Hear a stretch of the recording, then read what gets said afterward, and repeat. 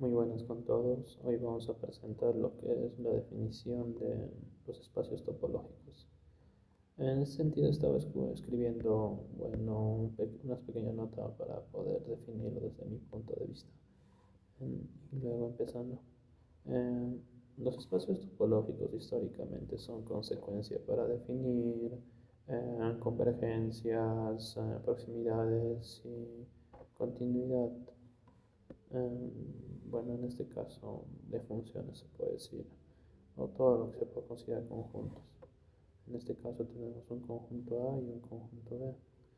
Em, el detalle es de que para que nosotros definamos el conjunto A y el conjunto B, en las coordenadas X y Y, las conocidas en un espacio conocido, entonces, como sabemos, a ver, si nosotros proponemos A intersección B, esto nos puede dar cero, ¿no?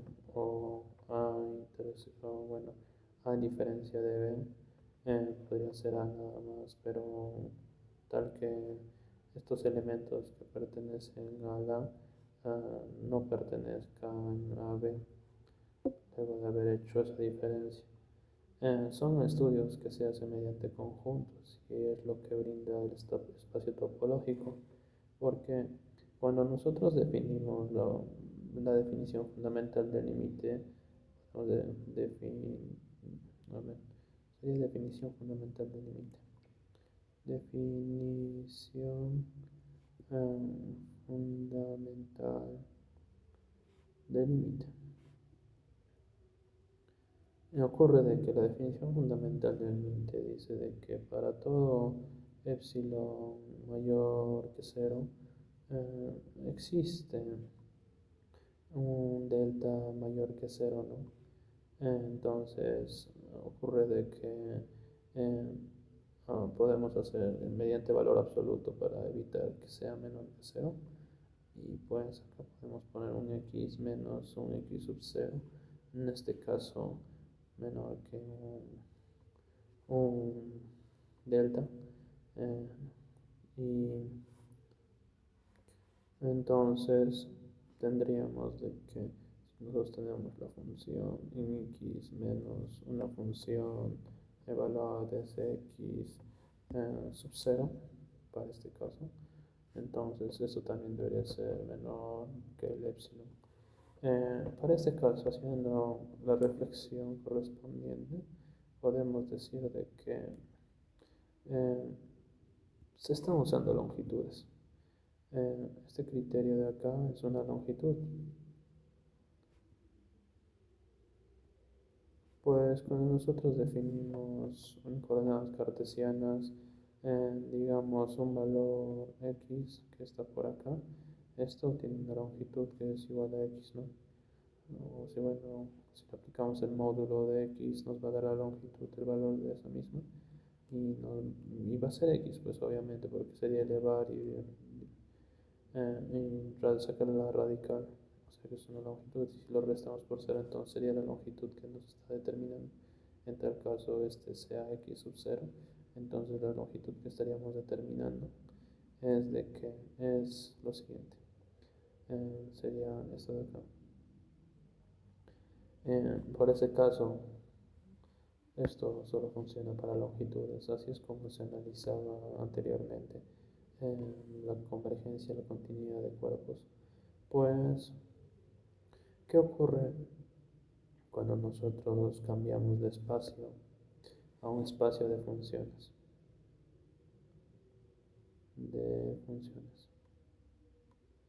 Lo que ocurre en un espacio de funciones es de que ya no son, bueno, eh, en este caso, digamos, consideramos el espacio de funciones de x igual a la m o a la m, tal que, por serie de funciones podríamos determinar de que m varía hacia el infinito para cada circunstancia. Entonces, en las funciones de lo que son así, así y así, pues para cada m cambiaría la pendiente de cómo va creciendo esa parábola, ¿no? Lo que sucede es de que Para esta definición ya no es tan factible eh, estudiarlo mediante longitudes, porque ¿en dónde vas a colocar la longitud cuando son infinitas curvas y digamos presentamos a 1 entre x? 1 entre x pues son funciones que intersectan, o en este caso intersectan, y pues cuando el x también tiene un m, las intersecciones cambian, ¿no? Y para estudiar esto sobre un criterio de convergencia o continuidad, digamos, en este caso podríamos pensar de que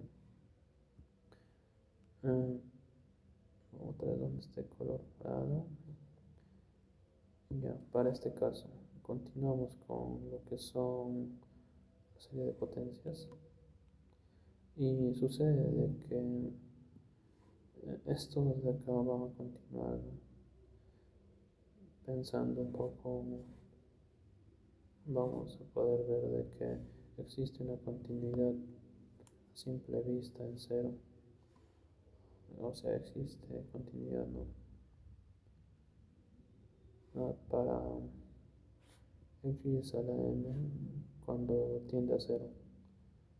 Pero en el caso del otro, para este caso, sería de que no existe continuidad para cuando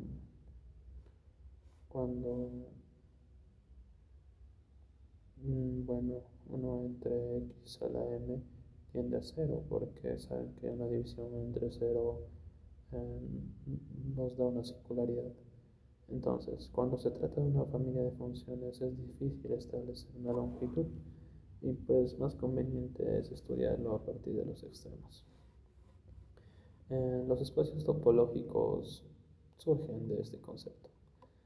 Básicamente, para que nosotros tengamos un espacio topológico cumple ciertos axiomas. Eh, y pues los matemáticos han descubierto esto, que cuando buscaban estudiar, bueno, la continuidad, la convergencia y la proximidad, para cuando nos escapamos del espacio cotidiano, y para ello un espacio topológico básicamente lo modelamos de la siguiente manera. Si nosotros tenemos una unión de i igual a 0, de i igual a 0 con subíndices a una n, y pues definimos un u sub i tal que este u sub i, bueno, se unan básicamente, y esto sería igual pues no a un u sub 1, un u sub 0 en este caso, unión u sub 1, sería una unión u sub 1, unión u sub 3, y así sucesivamente hasta u sub n. Entonces, esto debería pertenecer también a... Esto debería pertenecer... copiamos esto y lo pegamos por acá. Ponemos y acá. Entonces, esto debería pertenecer al mismo espacio que estamos trabajando. Pertenecer al espacio topológico. Bueno, acá tenemos que poner un... Y pues esto es un concepto pues que se puede definir en la realidad, ¿no? Digamos que nosotros tenemos, bueno, un espacio. En este espacio, pues, bueno, para que todo se entienda, puede ser una casa, ¿no? Dibujamos la casa y la casa es el espacio. Y pues en esta casa es algo cuadrado o cúbico. Y pues dentro hay, digamos, una maceta, y acá tenemos semillas de plantas. Por acá también tenemos una mesa. La mesa, bueno, también debería ser de esta forma.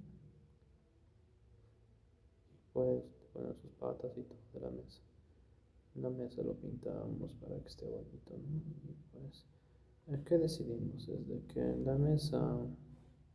esta mesa, podemos llamarlo A, las semillas podemos llamarlo B, y la maceta puede llamarse C. Si nosotros decidimos hacer una unión, unión B, unión C, básicamente eh, en conceptos normales, es de que unir estos tres significa que todos cumplan una función, ¿no? Así se puede explicar. Entonces lo que obtendríamos es de que tenemos el mismo espacio, y pues también ahí está eh, de la casa o la habitación, que lo estamos considerando como si fuera un espacio. El espacio no ha cambiado, pues solo hemos unido tres elementos de sí. Y lo que pasa es de que ahí tenemos el espacio. Y otra vez tenemos la mesa, ¿no? La mesa ya, bueno, lo ponemos al medio de la mesa. Y pues acá tiene, ahí está en el medio, lo hemos cambiado de posición. Y pues pintamos toda la mesa para que se vea bonito. Y ya de otro color vamos a escribir lo que es una maceta, ¿no? La maceta está encima de la mesa. Tiene una maceta ahí. Y hemos puesto plantas. Imaginemos de que las plantas ya brotaron y salieron. Entonces salen plantitas. Una plantita y pues ahí.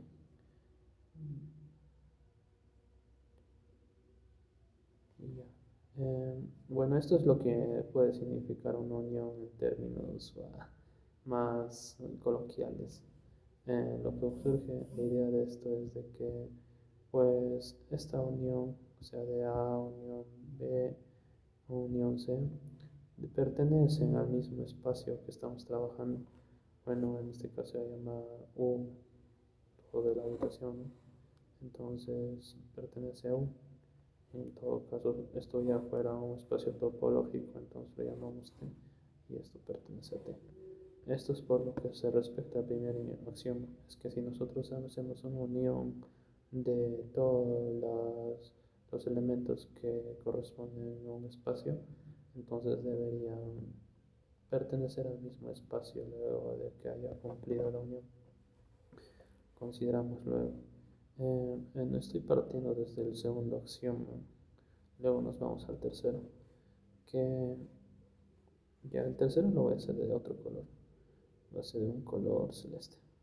Si nosotros tenemos una intersección de, con subíndices n igual a 0, entonces, bueno, esto de acá eh, sería también del mismo definido. Esto significaría, como en anteriores videos lo hemos definido, un sub 0 intersectado, un sub 1 intersectado, un sub 3 y así sucesivamente hasta llegar a un sub n. Esto también se puede definir en el mismo espacio, pues es más intuitivo, pues que si nosotros tenemos la mesa, la planta y la maceta, ahora vamos a tomarles la intersección. ¿Qué pasa si yo intersecto A, B y C? Pues debemos encontrar el punto común más cercano que todos tienen, ¿no? Cuando comparten. Y pues a esto se puede atribuir la física más elemental posible. En pocas palabras, siguen perteneciendo al espacio topológico porque nada escapa de este pequeño espacio. No pueden estar acá, no pueden estar acá, no pueden estar acá. ¿Por qué? Porque, bueno, son origen de los mismos elementos. Esto se puede definir como lo estoy escribiendo en la nota. Si, digamos, luego de la unión esto acá no cumple las condiciones, o sea, bueno, este producto no pertenece al espacio, bueno, sí, esto, si entonces no pertenece al espacio topológico, entonces en sentido físico no va a cumplir con las leyes universales, como si fuera la gravedad, de luz o una y otra cosa que son tan cotidianos dentro del espacio. O sea, dentro de las leyes no se cumplen. Bueno, así es como yo lo estoy pensando para entender. No cumpliría las leyes fundamentales de un espacio, pues, ¿no? En este caso es lo mismo. Eh, por lo que respecta es que si nosotros tomamos la intersección a simple vista un poco difícil, pues que tiene que ver una planta con una maceta y una mesa. Podemos reducir hasta su punto más ínfimo posible, o sea, tender hasta, o sea, la intersección A, intersección B, intersección C, puede tender hasta su punto más ínfimo, hasta su ínfimo, ¿no? Tender al ínfimo de esta unión que hemos hecho, A, B, C, ¿no? Y cuando tendemos a su ínfimo, entonces deberíamos pensar en átomos, en las cosas más elementales que lo componen, y ahí es donde encontraríamos su intersección de todos. Ahí es donde podríamos encontrar, donde podríamos encontrar.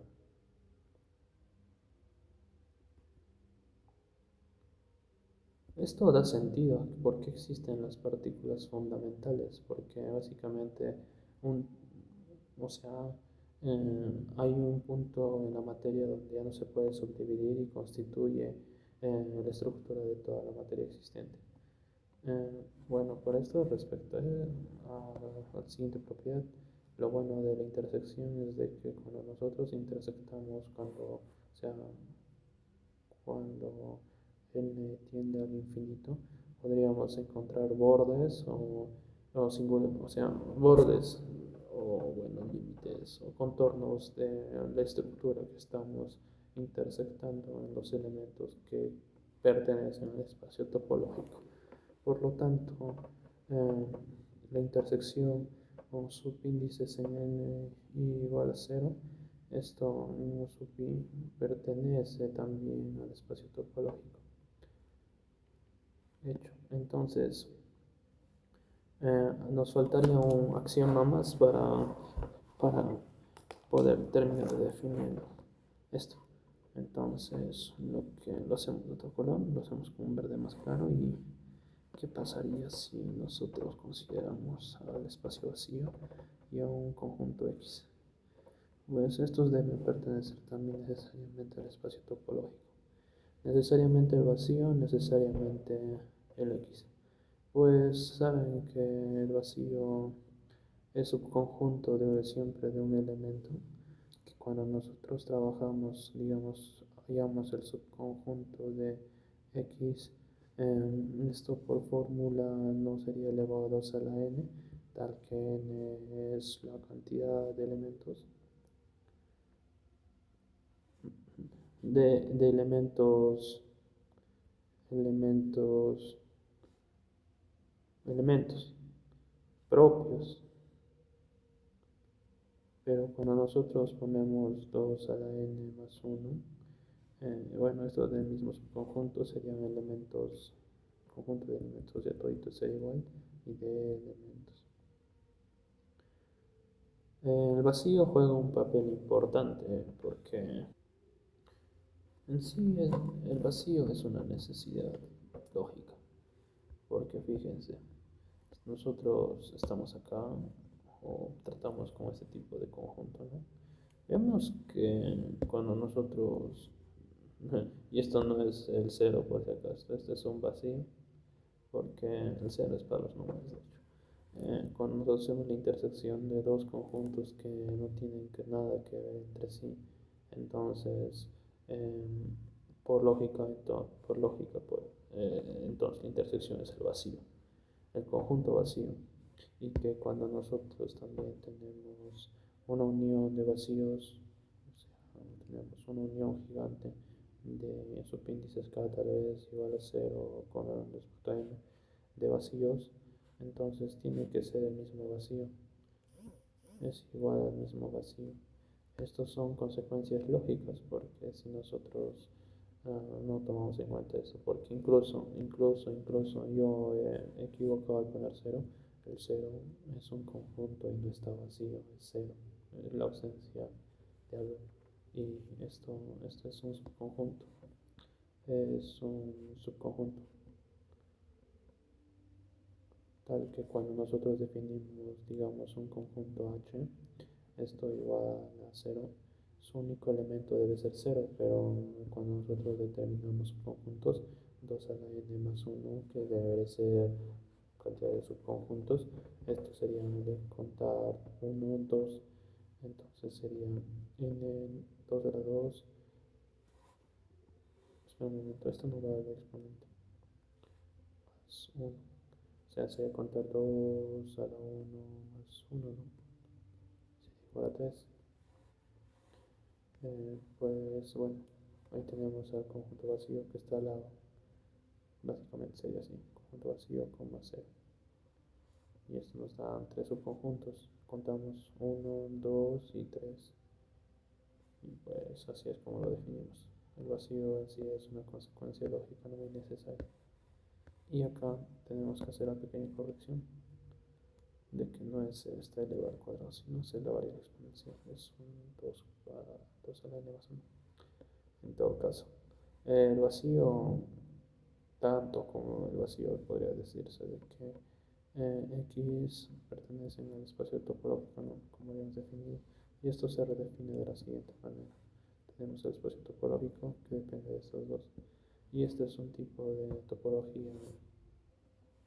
Y bueno, para continuar, estos son los tres axiomas que gobiernan la topología, y pues, ¿qué sigue? Hay tipos de topología, como ya lo había dicho. Se llaman tipos de topología. Eh, ¿Cuáles son los tipos de topología? Los tipos de topología son los siguientes. Hay una topología discreta. Eh, ¿Cuál es la definición de la topología discreta? Es básicamente este sub D es igual a los subconjuntos de algún conjunto X tal que X es un conjunto, ¿no? Eh, Tal que X es un conjunto, o sea, bueno, pertenece a, puede decirse pertenece, no, no se puede decir pertenece, está incluido dentro de un espacio topológico. Esto es la topología discreta. En el siguiente caso tendríamos a la topología indiscreta, del cual ya habíamos detectado topología indiscreta. Discreta. Para la topología indiscreta, bueno, lo ponemos de sub i. Para esto solo debemos definir vacío con conjunto X. Entre estas dos topologías hay una diferencia. Eh, en este caso, todos los puntos están aislados. Todos los puntos están aislados. Están aislados.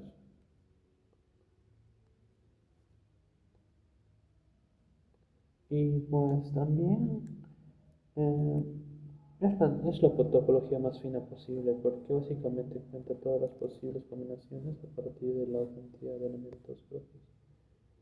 Eh, no, de subconjunto se puede decir. En ese caso, no continuamos desde que ahora tenemos la topología indiscreta. Eh, en este caso solo hay conjuntos abiertos. Conjuntos abiertos. Y pues es la topología menos fina posible. No es tan preciso como el primero, porque solo directamente considera al vacío y considera los elementos de X, más no considera los subconjuntos. En este caso no serían elementos, estos serían subconjuntos, ¿eh? Subconjuntos. Y los que dictan los elementos básicamente son los que pertenecen a X. eh, conjuntos propios también por acá. Si alguien por ahí estudia, tal vez le genera una indignación. Conjuntos propios, conjuntos propios. Luego, luego de esto tenemos la usual topología en R. Tenemos lo que es topología en R. Pues, ¿no? En R. La topología en R básicamente tiene dentro a la longitud, es lo que usualmente se usa eh, para definir lo que es eh,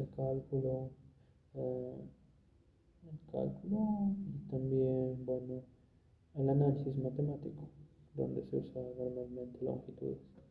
Esto es cuando luego definido la unión de todos los elementos se puede también, o la intersección de todos, según los axiomas que hemos determinado, pertenecen a los reales. Y pues a esto para todo x que pertenece, que es elemento de U, entonces existe eh, un epsilon, mayor que cero, tal que tenemos a un x menos el epsilon y esto sería un x más epsilon. Esto todo incluido dentro de. Esto es fácil de saber cuando nosotros lo pensamos en una recta numérica. Para saber de la recta numérica lo hacemos así y pues ¿cómo, cómo podemos hacer esto? Cambiamos de color y pues tenemos acá lo que es a x. El hecho de tener que sumar un e sería pues x más c o ese epsilon que era determinado y luego esto sería x menos ese epsilon. Pues ya se cuenta que se forma una vecindad, un pequeño espacio. Estos de acá básicamente están expresando una longitud que bueno, está valorado por el epsilon. Pues es usual en lo que ya habíamos descrito. Luego tenemos la topología de Sierpinski. ¿Cómo es la topología de Sierpinski? Topología de Sierpinski. Lo tendré que poner nombre completo, ¿no? Entonces, de um, Sierpinski. ¿Qué dice la topología de Sierpinski? Consideramos un conjunto par de A y B. Este conjunto de A y B, como lo habíamos descrito al inicio, tiene subconjuntos. En este caso tendríamos que considerar vacío como A, B. El punto es abierto. El punto A es abierto, obviamente. Ya habíamos dicho ya cuando es abierto, cuando es cerrado. Pero B no lo es individualmente. Bueno, cuando es abierto, se puede decir que el conjunto, bueno, abierto. Para un conjunto abierto, vamos a hacer pequeño gráfico. Para un conjunto abierto, como para recordar, conjunto abierto. El conjunto abierto básicamente es algo así como el mismo conjunto de toda la vida, pero con agujeros. Esto se lo puede denotar como un círculo para que sea intuitivo, pero esto es todo su dominio. Imaginemos que tiene un radio R. El conjunto abierto tiene la capacidad de, o sea, esto es A, A, y A. Ajá, tiene, o sea, todos los elementos de A, tiene elementos X. X pertenece a, pero X, o sea, podemos ponerlo en casos. X menor que un R, el R es mayúscula, ¿no? Como lo hemos definido. Entonces, X pertenece a, pero existe un caso. Cuando X tiende a R, o bueno, o es igual o mayor a R, es igual o mayor a R, entonces X ya no pertenece a A. ¿Por qué? Porque el conjunto abierto tiene la cualidad de que no tiene dominio sobre sus fronteras. Causa un conjunto cerrado, que podría ser el B, digamos. El conjunto cerrado en B eh, no lo es individualmente, indica cómo es Sierpinski, pero yo quiero explicar cuando es conjunto abierto, conjunto cerrado. El conjunto cerrado también tiene ese mismo R, es un círculo y todo es un dominio, ¿no? Acá también hay las condiciones. X cuando es menor que R, entonces X pertenece a B, ¿no? A B minúscula. Entonces X cuando es mayor o igual, no, cuando es solo igual a R, entonces X pertenece a B. Imagínense esto, es que está diciendo de que un conjunto cerrado tiene dominio sobre sus fronteras. Esto en el caso de la A, incluso cuando es igual, no pertenece porque no tiene dominio sobre sus fronteras. En ese sentido. Topología de Cholesky indica de que B no lo es individualmente, necesita de A sí o sí para poder ser un conjunto abierto. Es cuestión de imaginarlo y pensar intuitivamente pues, a dónde va a llevar esto. Propiedades y conceptos relacionados. Presentamos ahora una familia. En las matemáticas donde más escribo letras, ¿saben? Una familia que sea B está incluido dentro de un espacio topológico, tal que todo abierto es unión de elementos de B. O sea, tal que todo abierto,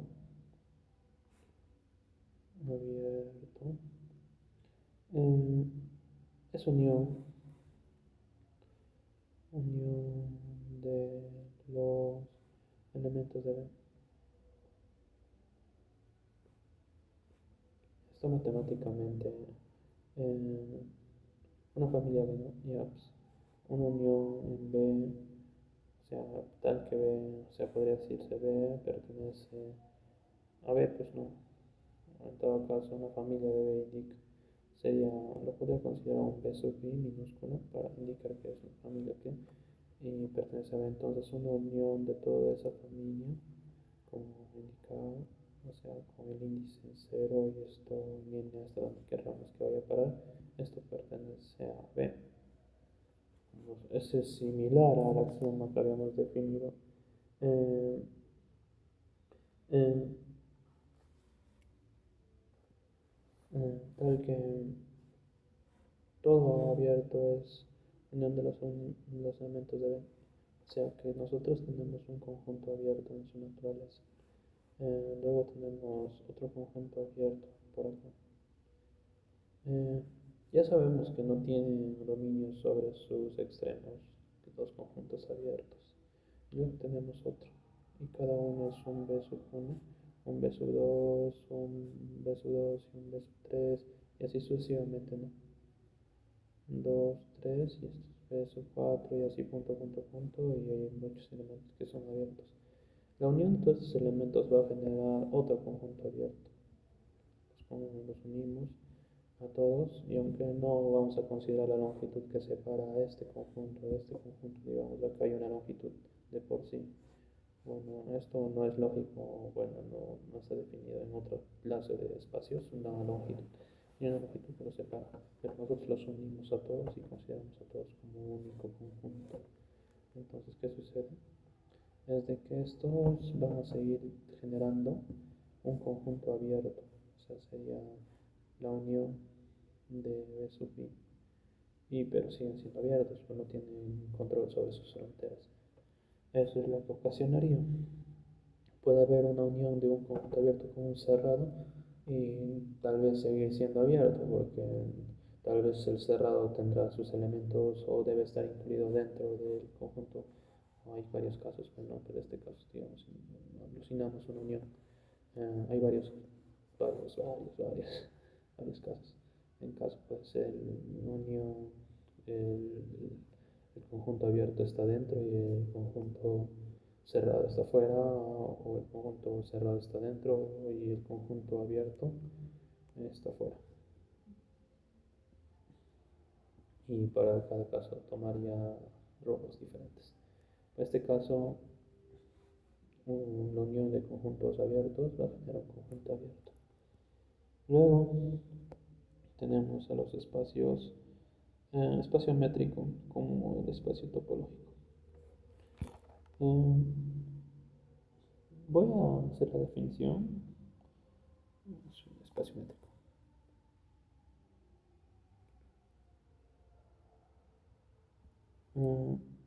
Como espacio topológico.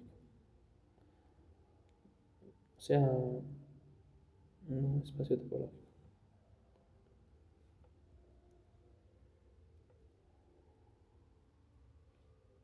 Lógico. Bueno, acá le ponemos un espacio topológico.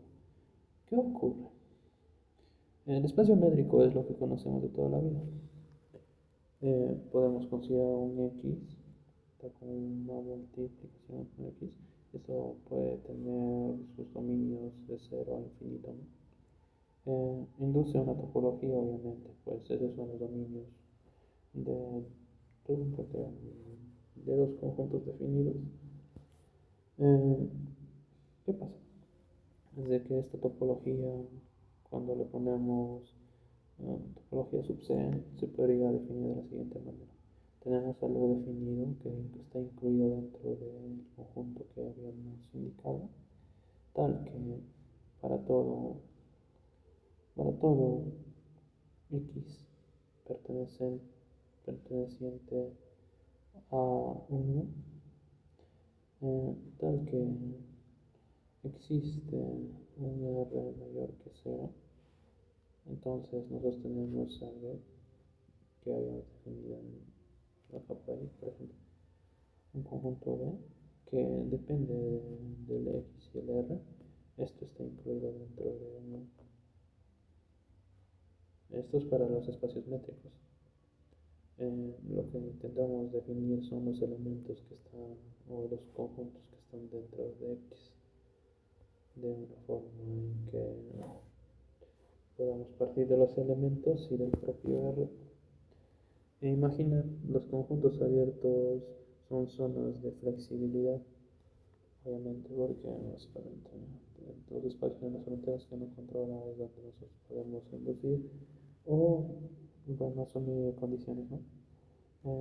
Luego, punto interior, X es el interior si existe un entorno abierto contenido en un punto límite. Es un punto límite si todos sus entornos de intersección están en el conjunto. Ahora, por último, tendríamos los espacios de Hausdorff, y esta es una de las cosas más importantes. Lo voy a hacer por acá. Espacio topológico de Hausdorff. Espacios de Hausdorff, ¿no? Espacios de Hausdorff.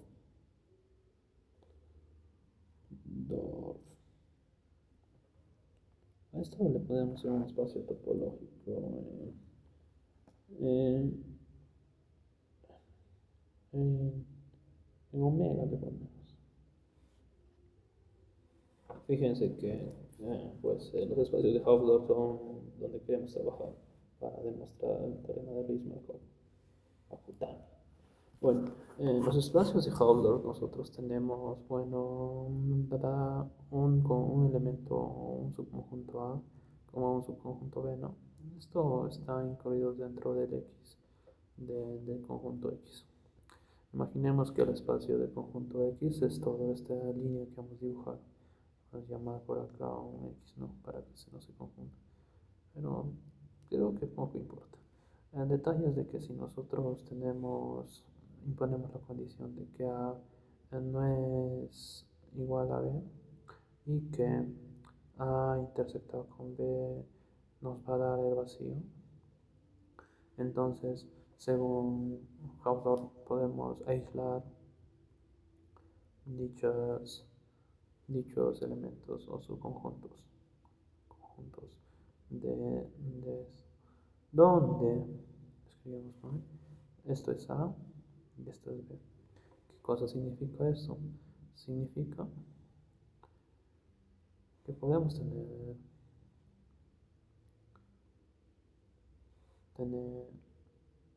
eh, dos elementos o dos conjuntos, en este caso vamos a ver conjuntos, tan, tan cerca como sea posible,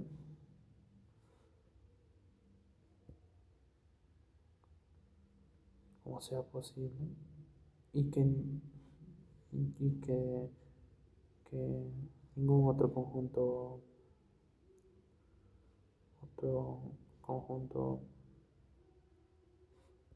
abierto consiga separarlos.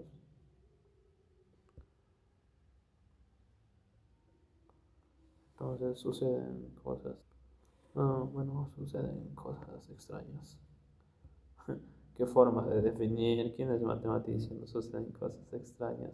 El detalle es de que cuando asumimos tal posibilidad, esto puede pertenecer a un U y el B puede pertenecer a un V, ¿no?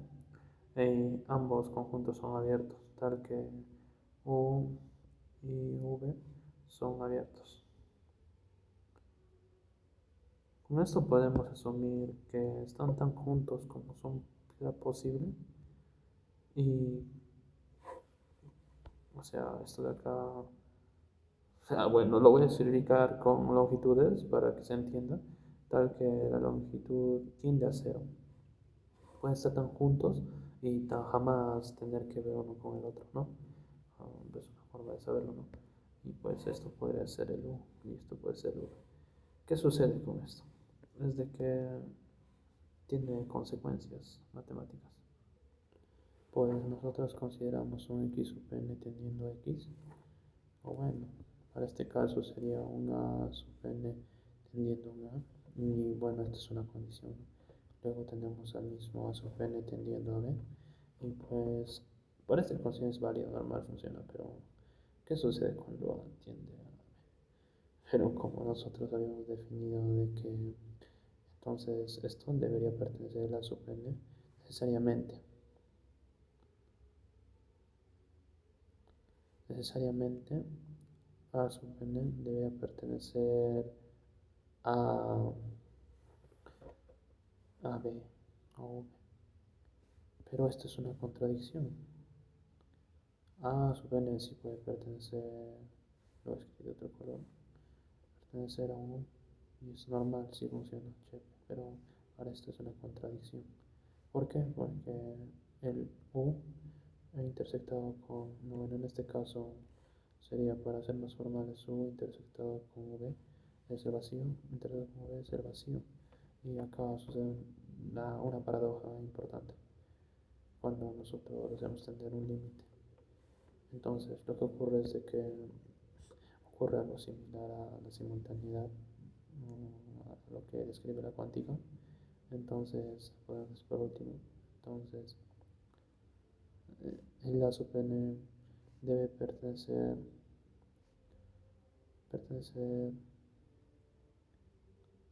simultáneamente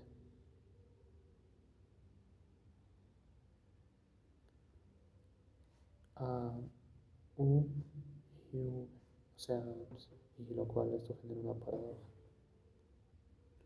Y saben que para que esto pueda ser cierto, entonces esto nos lleva a una consecuencia lógica de que A sub n debe pertenecer al vacío y no existe un elemento que pertenezca al vacío mismo, ¿no? Es imposible.